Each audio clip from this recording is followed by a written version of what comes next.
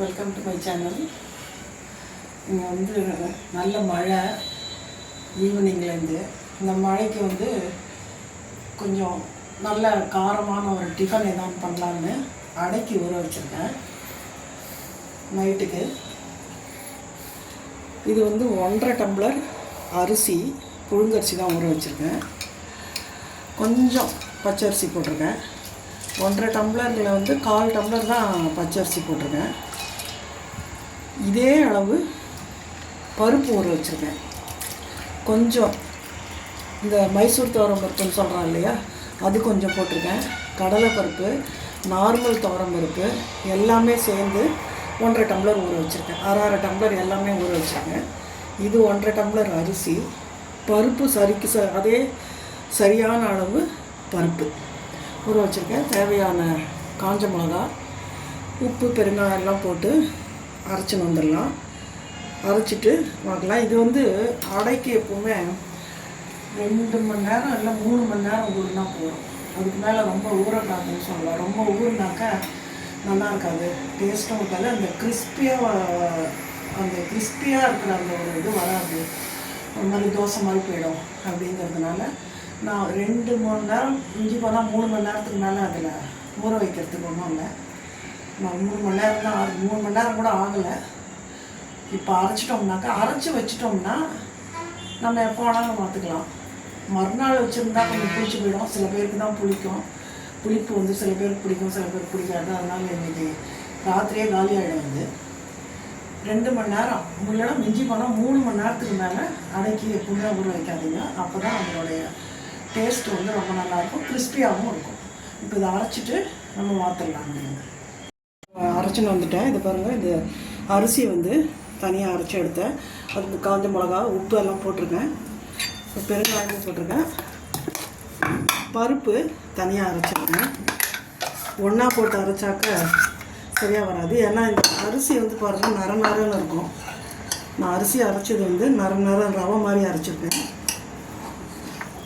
இப்போ இதையே போட்டு இதில் மிக்ஸ் பண்ணிவிட்டு கருவேப்பிலையை போட்டுட்டு உப்பு போருமான்னு பார்த்துட்டு, கெட்டியாக இருக்குது கொஞ்சம், நம்ம தேவைன்னா அந்த மிக்ஸி அளவு ஊற்றுனேன் அதையே கொஞ்சம் போட்டுக்கலாங்க.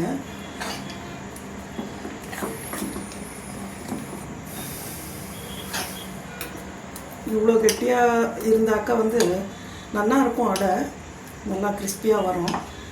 ஆனால் இப்போல்லாம் வந்து அந்த மாதிரி இவ்வளோ கனமாகலாம் அடை எல்லாம் அப்போல்லாம் சொல்லுவாள் அந்த காலத்தில். அடை வந்து தட்டுறது, அடை வாக்குறது இல்லை, அடை தட்டுறது. கல்லில் வந்து கெட்டியாக மாவை கையாலேயே தட்டி நிறைய எண்ணெயை ஊற்றி அடை தட்டுறதுங்க. இப்போ வந்து அந்த மாதிரியெல்லாம் சாப்பிட்டா ஜீரணமும் ஆக மாட்டேங்கிறது. அந்த அளவுக்கு ஒரிஜினலான ஆர்கானிக் பொருட்களும் இப்போ கிடைக்கிறதில்ல.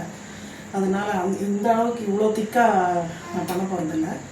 இது இன்னும் கொஞ்சம் தண்ணி ஊற்றி லிக்விட் ஆக்கிட்டு நம்ம வந்து தேவையான கருவேப்பிலை போட்டுட்டு இப்போ மாற்றலாம்.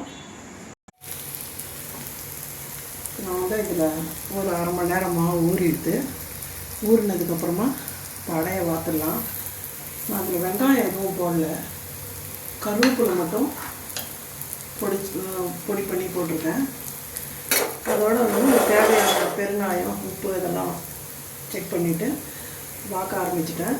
ஏன்னா அந்த வெங்காயம் போட்டால் எங்கள் அத்தில் யாருக்கும் பிடிக்கிறதில்ல. அது வெங்காயம் போட்டு பார்த்தாக்கா வந்து ரொம்ப சாஃப்டாக இருக்குது, கிறிஸ்பியாக வர மாட்டேங்கிறது அப்படிங்கிற, முறுமுறுன்னு இல்லை அப்படின்னு. அதனால் அந்த வெங்காயமே நான் போடுறதில்லை. பாருங்கள், இது வந்து தேங்காய் எண்ணெய் தான் ஊற்றுறேன். தேங்காய் எண்ணெய் ஊற்றினா கொஞ்சம் நல்லாயிருக்கும் அடைக்கி. கடலை எண்ணெயும் ஊற்றலாம். இதுக்கு தொட்டுக்கிறதுக்கு வந்து அவியல் இருக்குது. இங்கே வெல்லமும் தேவைப்படும். இவளுக்கு தொட்டுக்க வெல்லம் மட்டும் இருந்தாலே போகிறோம். அவியலும் ஒரு ரெடியாக இருக்குது. இது கொஞ்சம் இதை ஃபஸ்ட்டு அடை, அதனால் கொஞ்சம் இதுவாக இருக்குது. இன்னும் அடுத்து நம்ம கல் நல்லா சூடான உடனே நல்லா கிறிஸ்பியாக வரும். பாருங்கள், நல்லா கிறிஸ்பியாக வந்துருக்கு பாருங்கள், முறுமுறுன்னு. மாவு கொஞ்சம் ரொம்பவும் தண்ணி இல்லாமல் கெட்டியாக இருந்தால் நல்லாயிருக்கும். தெரியுதா?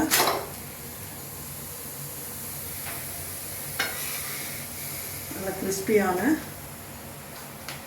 அடை ரெடியாக இருக்குது. தொட்டுக்கிறதுக்கு அவியல்